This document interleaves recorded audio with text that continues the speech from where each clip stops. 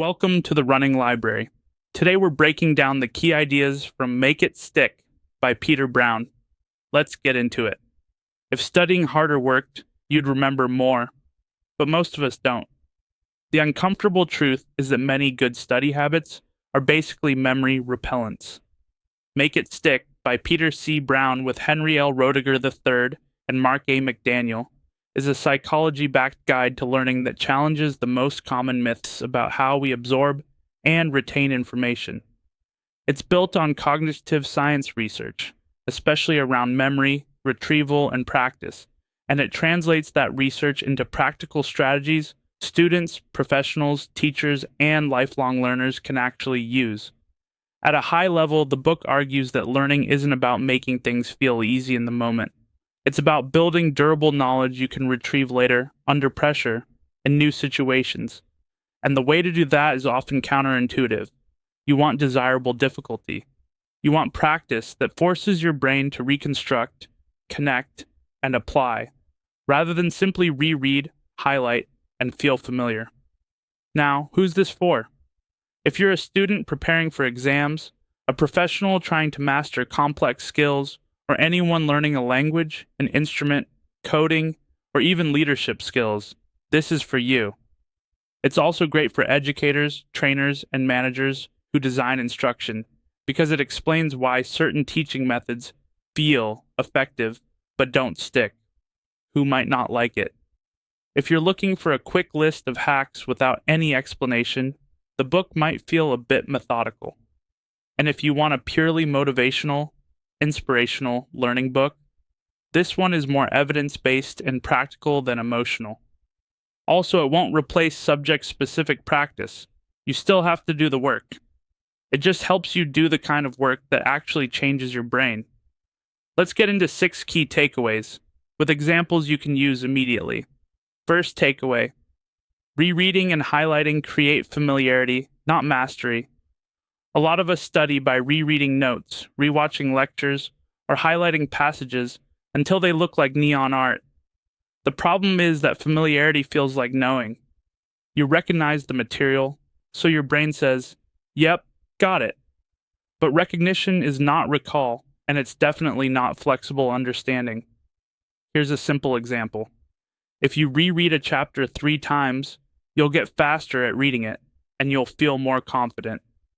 But when you close the book and try to explain the main ideas out loud, you might freeze. That gap is the difference between "I've seen this" and "I can retrieve and use this." A better approach is to treat rereading as a minor tool, maybe for initial exposure, but not as your main method.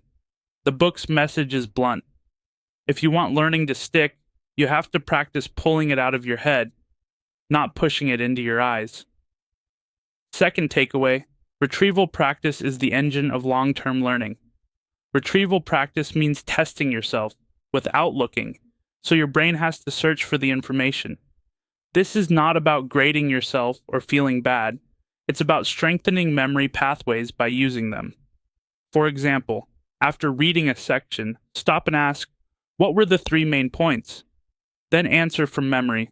Or after a lecture, write down everything you can remember, then check what you missed. Even better, use low-stakes quizzes. Flashcards can work, but only if you don't turn them into a recognition game. If the front of the card gives too many hints, you're not retrieving. You're guessing based on cues. Make the question require an actual answer. And here's the part that surprises people. Struggling to retrieve is not a sign you're failing. That struggle is often the point. If your brain has to work to pull the answer out, it's doing the kind of work that makes it more retrievable next time. Third takeaway: spacing beats cramming. Even when cramming feels productive, cramming can help you perform tomorrow. Spacing helps you remember next month. Spacing means distributing practice over time. Instead of one long study session, you do shorter sessions across days and weeks.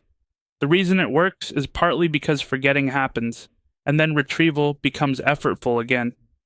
That effort reinforces learning. Let's say you're learning new vocabulary. If you review the same list 5 times in one night, you'll feel fluent that night. But if you review it briefly today, again in 2 days, again next week, and again 2 weeks later, you'll build durable recall. Spacing also helps you see what you truly know. When time passes, the illusion of familiarity fades, and you're forced to confront weak spots. That's not discouraging. That's efficient. Fourth takeaway, interleaving builds discrimination and real-world skill. Interleaving means mixing related topics or problem types instead of practicing one type in a big block. Block practice looks like this. You do 20 problems of the same kind in a row.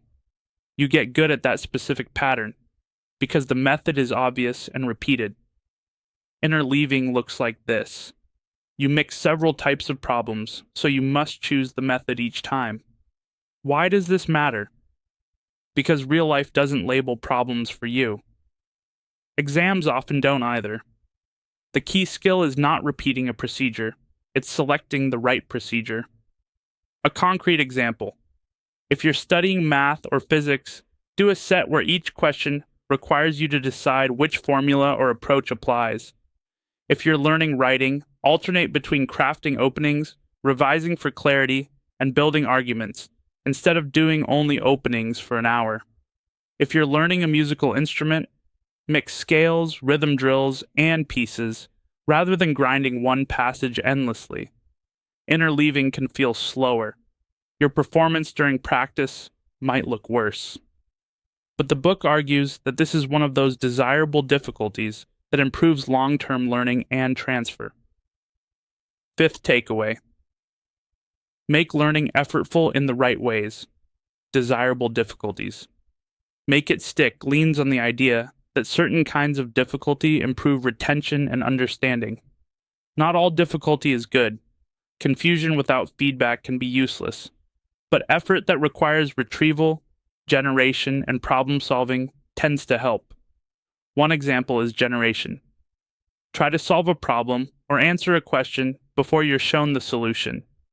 Even if you get it wrong, the attempt primes your brain to encode the correct answer more deeply. Another example is elaboration. Ask, how does this relate to what I already know? And why is this true? If you're learning about a psychological concept, don't just memorize the definition. Connect it to a personal experience, a news story, or another concept. The more meaningful hooks you build, the easier it is to retrieve later. A third example is varied practice. Practice a skill in slightly different contexts. If you only practice in one setting, your knowledge becomes context dependent. If you vary the conditions, you build flexibility. Sixth takeaway. Metacognition, knowing what you know, is a skill you can train. A major theme in the book is that learners are often poor judges of their own mastery. We confuse fluency with learning. We think easy equals learned and hard equals not learned. But often it's the reverse. So how do you calibrate? You test yourself, you check your answers, you reflect on errors, and you adjust. One practical method is exam wrappers or post-practice reviews. After a quiz or practice session, ask, what did I get wrong and why? Was it a misunderstanding, a memory lapse, or a careless mistake? What will I do differently next time? This creates a feedback loop. Over time, you get better at predicting your performance and choosing strategies that work. The book also pushes back on the idea that you're either good at something or not. It emphasizes that abilities are more malleable than we assume, and that effective strategies matter a lot. Now, let's turn these ideas into a simple 3-step action plan you can start today. Step 1. Replace passive review with daily retrieval. For anything you're learning right now, create a tiny retrieval habit. After reading or watching something, close it and do a 2-minute brain dump. Write what you remember, then compare to the source and fill gaps. If you're using flashcards, make sure they force recall. Instead of define X with a bunch of hints, try explain X in your own words and give an example. The goal is not perfect performance. The goal is active retrieval. Step 2. Build a spacing schedule that's realistic. Pick a simple rhythm, review the material the next day, then 3 days later, then a week later, then 2 weeks later. You can do this with a calendar reminder, a notes app, or a spaced repetition system. But don't overcomplicate it. The key is consistency. 10 minutes across multiple days beats a single heroic session. Step 3. Interleave and correct. Don't just repeat. At least twice a week, mix your practice. If you're studying multiple chapters, don't do them in order. Shuffle. If you're practicing problems, mix types. If you're building a skill, rotate sub-skills. Then do the part most people skip. Review your mistakes and write a one-sentence lesson from each one. That turns errors into a learning tool instead of a confidence hit. Before we wrap up, here's the big message of Make It Stick in plain language. Learning that lasts is built through retrieval, spacing, and struggle with feedback, not through ease, repetition, and familiarity. If you've ever felt like you studied a ton and still blanked on the test, this book doesn't just tell you to work harder. It tells you to work differently, and that's empowering because it means forgetting isn't always a personal flaw. It's often a strategy problem. If you enjoyed this breakdown and you want more books that turn big ideas into practical tools, you're in the right place. This is the Running Library, where we read, extract what matters, and leave you with something you can use. And if you take only one thing from this video, take this.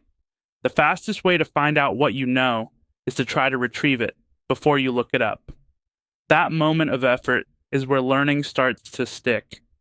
If you found this summary helpful, subscribe to the Running Library for new insights every day, and tell me in the comments what book or article you want next.